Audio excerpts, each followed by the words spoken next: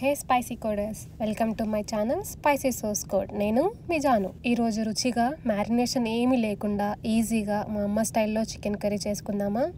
ఇది సింపుల్ ఇంగ్రీడియంట్స్తో ఈజీగా చేసుకోవచ్చండి. దీని ఇంగ్రీడియంట్స్ వచ్చేసి 1/2 kg చికెన్ క్లీన్ చేసి పెట్టుకోవాలి, చిన్న కట్ట కొత్తిమీర, ఒక గుప్పెడు పుదీనా, 2 ఆనియన్స్, 3 పచ్చిమిర్చి, కొన్ని కరివేపాకు రెబ్బలు, 1 కప్ పెరుగు, 2 స్పూన్స్ ఆయిల్, 1 స్పూన్ అల్లం వెల్లిపాయ పేస్ట్, ఉప్పు, కారం, పసుపు తగినంత, 1 స్పూన్ ధనియా powder, 1 spoon garam masala, 1 spoon chicken masala. ఈ రెసిపీ మట్టి కుండలో చేసుకుంటే టేస్ట్ ఎన్హాన్స్ అవుతుందండి. మట్టి పాత్ర వేడయ్యాక 2 స్పూన్స్ ఆయిల్ వేసి సన్నగా కట్ చేసి పెట్టుకున్న ఆనియన్స్ వేసి వేగనివ్వాలి. ఆనియన్స్ వేగుతుండగానే 3 పచ్చిమిర్చి పొడుగ్గా మధ్యలోకి చీల్చి పెట్టుకున్నవి వేసుకోవాలండి.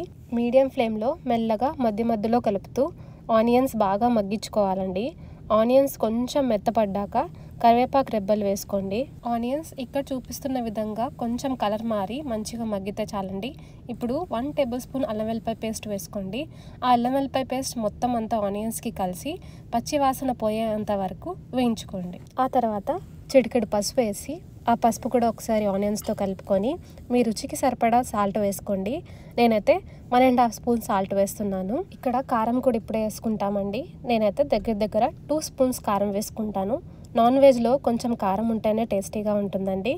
ఇప్పుడు కారం మాడకుండా కలుపుతూ 2 to 3 minutes అలా వేగనివ్వాలి. ఇక్కడ చూపిస్తున్న విధంగా వేగితే సరిపోతుందండి. కారం కింద అడుగంటకుండా మంచిగా మెల్లమెల్లగా కలుపుకుంటూ వేగించుకోవాలి.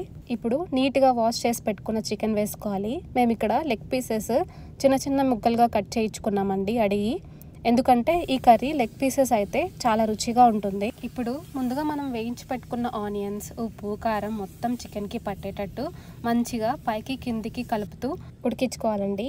చూసారా, ఇక్కడ చికెన్కి మొత్తం పట్టాక మూత పెట్టి మధ్యలో తీసి కలుపుతూ ఒక 5 to 10 minutes ఉడికించుకోవాలి. ఎంతవరకు ఉడికించుకోవాలంటే చికెన్లో నుండి వాటర్ ఊరి బయటికి వచ్చేదాకా ఉడికించుకోవాలండి. చూసారా, వాటర్ ఇలా బయటికి రావాలి. ఇప్పుడు ఒకసారి మంచిగా కలుపుకోండి. ఇప్పుడు 2 గ్లాసెస్ ఆఫ్ వాటర్ పోసుకొని ఒకసారి మొత్తం అంతా కలుపుకొని మూత పెట్టి ఉడికించుకోవాలండి. ఇప్పుడు 1 టేబుల్ స్పూన్ ధనియా masala, 1 spoon garam masala, 1 spoon chicken masala వేసుకోవాలి. మీకు గరం మసాలా, చికెన్ మసాలా రెసిపీ కావాలంటే కమెంట్ చేయండి. నెక్స్ట్ ఎపిసోడ్స్లో ప్లాన్ చేద్దాం. మంచిగా ఇదంతా మసాలాస్ అన్నీ కలిపేసి ఒక 5 minutes మీడియం ఫ్లేమ్లో మూత పెట్టి ఉడికించుకోవాలి.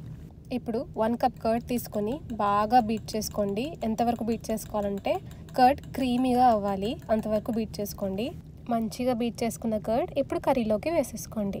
కర్డ్ ఇక్కడ ఏమి విరగదండి, మీరు కంగారు పడాల్సిన అవసరమే లేదు.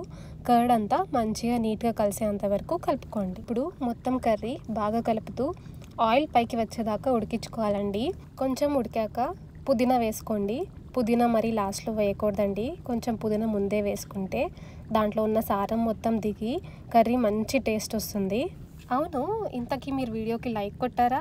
కొట్టకపోతే ఇప్పుడే లైక్ చేయండి, మీ ఫ్రెండ్స్ అందరికీ షేర్ చేయండి. ముందుగా మీరు సబ్స్క్రైబ్ చేసుకోండి, ఒక పని అయిపోతుంది కదా. చూసారా ఆయిల్ ఎలా పైకి తేలుతుందో? ఇప్పుడు కొత్తిమీర వేసుకొని స్టవ్ ఆఫ్ చేసి మూత పెట్టి ఒక 10 minutes వరకు అలా వదిలేయండి స్టవ్ మీదే. చూసారా, చూడడానికి ఎంత బాగుందో, తినడానికి కూడా చాలా బాగుంటుందండి.